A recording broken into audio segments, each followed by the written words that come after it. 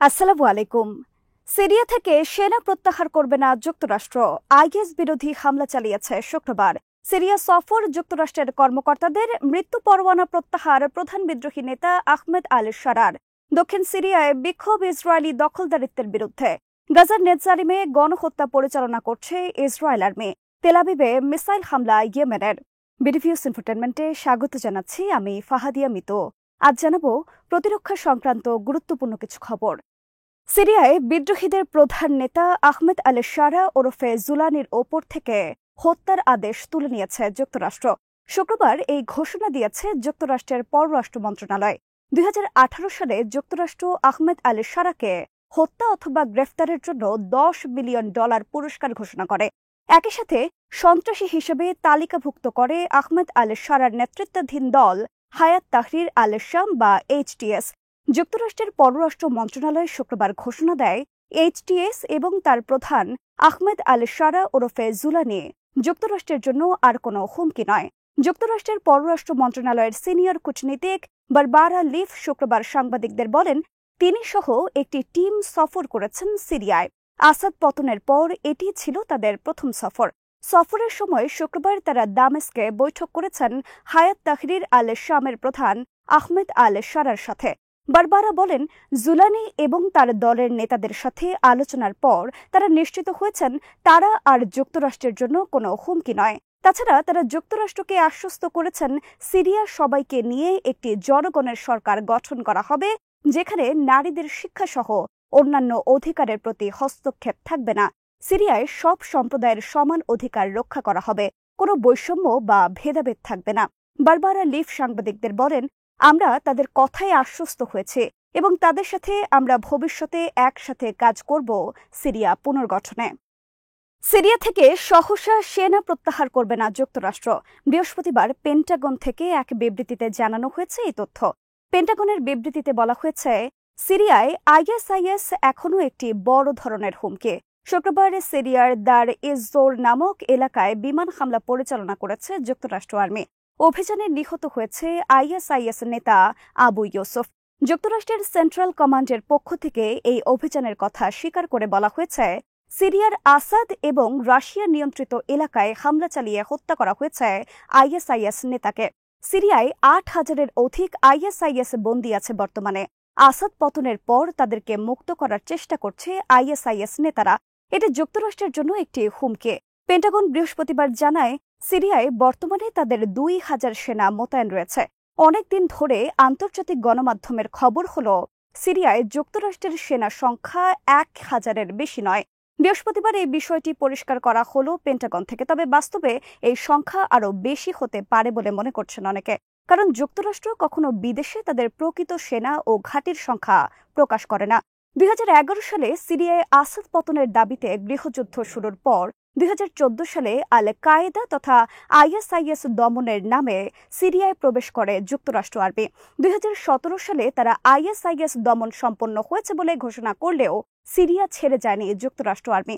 অপরদিকে যুক্তরাষ্ট্রের পর 2015 সালে সিরিয়ায় প্রবেশ করে রাশিয়ান আর্মি বাশার আল আসাদের পক্ষে।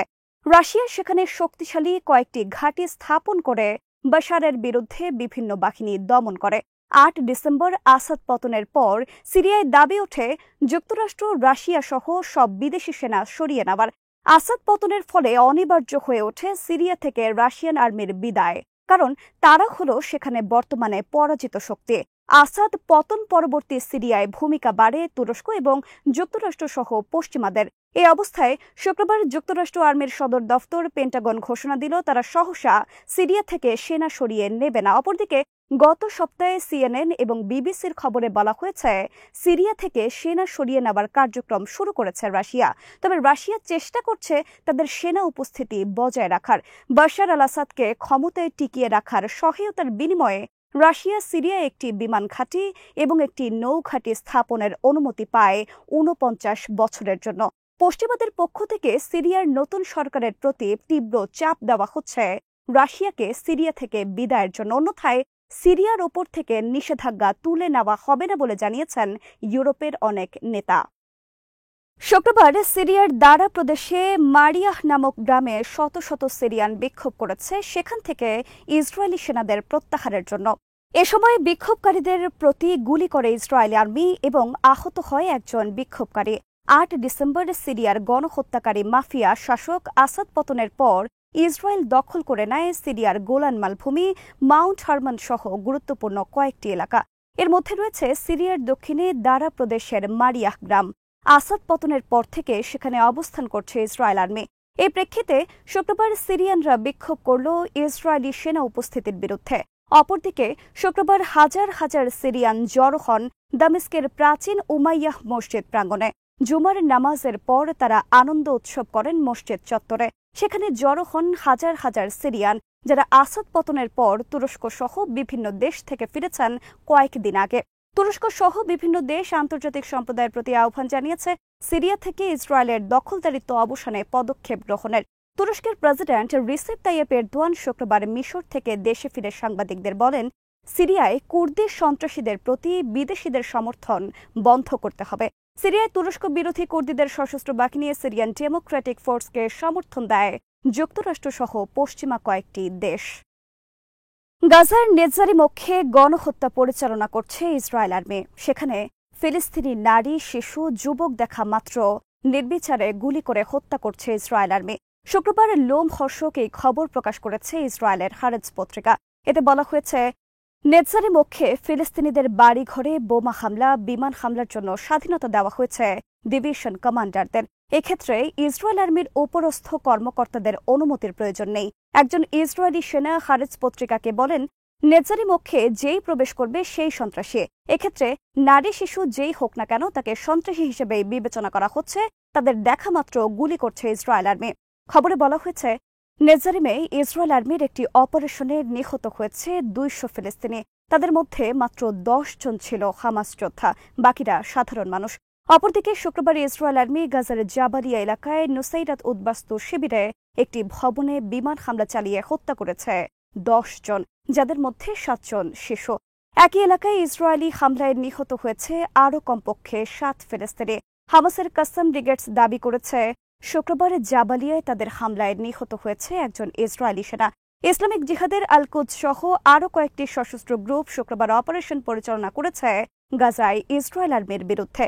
শুক্রবার ইয়েমেনের হুথি আর্মি আনসারুল্লাহ মিসাইল হামলা চালিয়েছে ইসরায়েলের রাজধানী তেল আবিবে। তবে মিসাইলটি আঘাত করেছে একটি পাবলিক প্লেসে এবং এতে আহত হয়েছে কমপক্ষে 11 জন। ইসরায়েল আর্মি স্বীকার করেছে তারা ব্যর্থ হয়েছে মিসাইলটি আকাশে প্রতিহত করতে। আজ এখানেই শেষ করছে। সমরাস্ত্র, প্রতিরক্ষা ও কূটনীতির নানা তথ্য জানতে চোখ রাখুন বিডিফিউজ ইনফোটেনমেন্টে। চ্যানেলটি ভালো লাগলে সাবস্ক্রাইব করুন, সংযুক্ত থাকুন আমাদের ফেসবুক পেজে। আল্লাহ হাফেজ।